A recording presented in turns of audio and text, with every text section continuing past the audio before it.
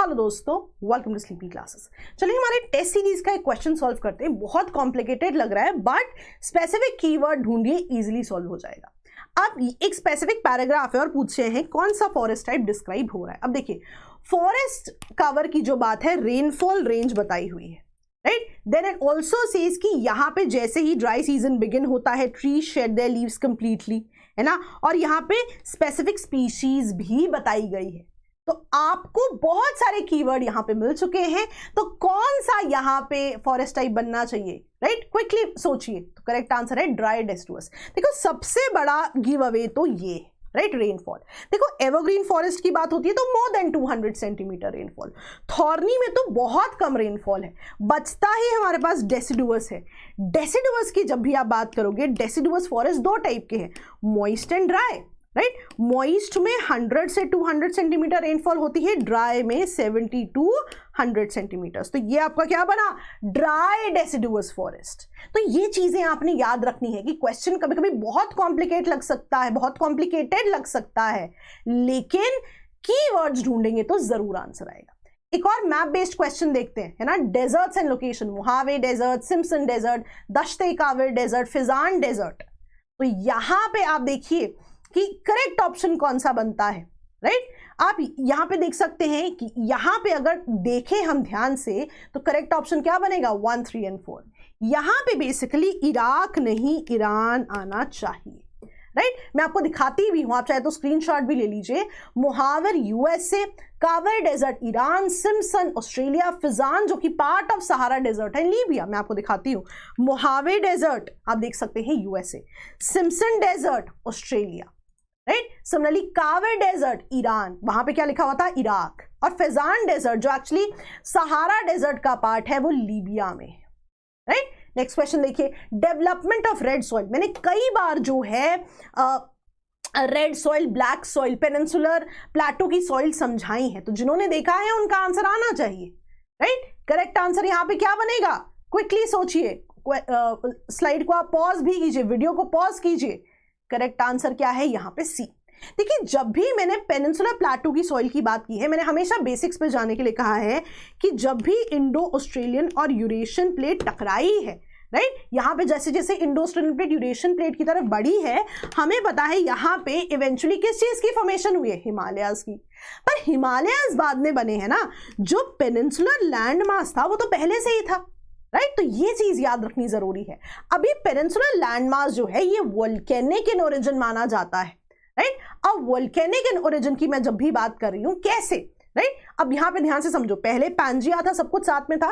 तो जब पहली बार ये पेनिनसुलर वाला जो पार्ट है इंडिया का, ये ब्रेक हुआ तो क्या हुआ, नीचे से मैग्मा आके इस पे सेटल हो गया, राइट। उसके बाद क्या हुआ, उसके बाद आप देखेंगे जैसे जैसे ये पार्ट टुवर्ड्स इंडिया आया है, राइट, या towards let's say Eurasian plate आया है, वो सही तरीका है कहने का, तो आप देखोगे प्रेजेंट इंडियन ओशन से जाके आया है। अब इंडियन ओशन में एक आइलैंड्स हैं हमारे जिन्हें रीयूनियन आइलैंड्स कहते हैं। वो रीयूनियन आइलैंड्स जो हैं एक्चुअली रीयूनियन हॉटस्पॉट्स हैं। और मैंने कई बार आपको बताया, हॉटस्पॉट्स में क्या होता है, ओवरहीटेड मैग्मा होता है, राइट। हॉटस्पॉट वोल्केनिज्म कहते हैं इसे। तो जब ये रीयूनियन आइलैंड से होते हुए भी गए, राइट, यूनियन हॉटस्पॉट से होते हुए भी गए, फिर से लावा की लेयर आ गई। तो पेनिनसुलर प्लेटू पे लावा की लेयर है, वोल्केनिक इन ओरिजिन है, राइट। अब पेनिनसुलर प्लेटू में अगर आप देखेंगे, जब भी आप सॉइल पढ़ते हैं, तो एक तरफ आप देखेंगे रेड सॉइल होगी, येलो सॉइल होगी, और दूसरी तरफ क्या होती है, ब्लैक सॉइल, राइट। कभी भी ध्यान से पेनिनसुलर प्लेटू को देखना, इमेज को देखना, एक तरफ आपकी डेक्कन प्लेटू में ब्लैक सॉइल होती है और एक तरफ आपकी रेड एंड येलो सॉइल होती है। जब भी रेड एंड येलो सॉइल की बात करोगे, आप देखोगे this will be crystalline in nature, right. और ये आप देखोगे फिशर वोल्केनिक रॉक कहा जाएगा इसको। और इससे आप देखना बसाल्ट शब्द जुड़ा होगा और इससे ग्रेनाइट शब्द जुड़ा होगा। ऐसा क्यों, देखो वोल्केनिक इन ओरिजिन है, यस, लेकिन दो जो है यहां पे स्पेसिफिक चीजें हुई हैं। अब इसके लिए आपको पता होना चाहिए, मैंने कई बार बताया भी है, बसाल्ट और ग्रेनाइट क्या होता है।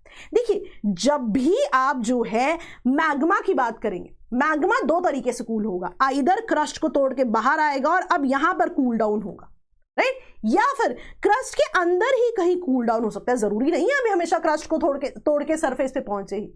तो जो ये मैग्मा होगा जो हमारे एटमॉस्फेयर में कूल डाउन हो रहा है, इससे जो रॉक बनेगी उसको बसाल्टिक रॉक कहेंगे। अब क्योंकि ये क्रस्ट तोड़ के बाहर आई है, इसको फिशर वोल्केनिक रॉक भी कहेंगे, और आप देखोगे बहुत ही ज्यादा फाइन ग्रेन्ड होंगी। बट जो ये वाली आपकी रॉक बनेगी जो अंदर ही कूल डाउन हो जाएगी, इसको ग्रेनाइट कहा जाता है, और ये बहुत ही क्रिस्टलाइन इन नेचर होती है। और आप देखो अभी तो इंटीरियर में है, बाहर कब आएगी, जब ऊपर वाली सारी लेयर हट जाएंगी, इरोजन हो जाएगा। तो ध्यान देना जो ये ब्लैक सॉइल वाला जोन है ये बसाल्टिक लावा से बना है, बसाल्टिक रॉक्स है, फिशर वोल्केनिक रॉक्स है, राइट। और जो ये रेड एंड येलो है आप देखोगे इनसे ग्रेनाइट शब्द यूज होगा, ये क्रिस्टलाइन इन नेचर होंगे, राइट। तो हमेशा इस बात को याद रखना, क्रिस्टलाइन इग्नियस रॉक्स की यहां पर बात हो रही है। तो ये बेसिक आपको याद रखने के लिए बहुत ही बढ़िया पॉइंट है। पॉइंट याद रहना चाहिए दोस्तों, पढ़ाई तभी इंपॉर्टेंट है जब याद रहे। बेसिक याद होंगे पक्का मार्क्स आएंगे।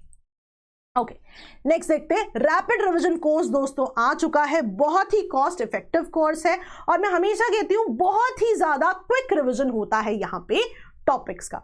और मैं आपको बता दूं, अगर कोर्स लेते समय आप कूपन कोड में मेरा नाम श्रद्धा यूज करेंगे तो आपकी फी कुछ ना कुछ कम जरूर हो जाएगी। जरूर इस कोर्स को कंसिडर करें दोस्तों, बहुत ही बढ़िया कोर्स है फॉर रिवीजन।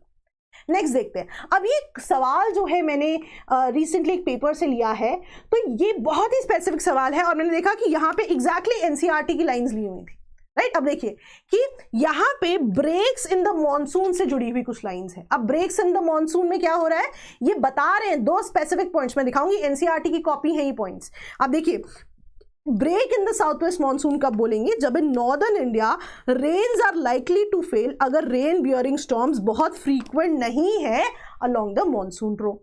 और वेस्ट कोस्ट पे ड्राई स्पेल कब होंगे, जब wind blows parallel to the coast. दोनों ही करेक्ट है, याद रखिए इस पॉइंट को। ये जो इसका स्क्रीनशॉट ले लीजिए आप, ब्रेक इन द मॉनसून की बात हो रही है एनसीईआरटी में, और ये बता रहे हैं कि during the south west period, right, जब रेन होती है, if rain fails to occur for some time बीच में, तो उसको ब्रेक बोलते हैं, राइट। और ये जो ड्राई स्पेल्स जो ब्रेक होती है कॉमन होते हैं ड्यूरिंग रेनी सीजन।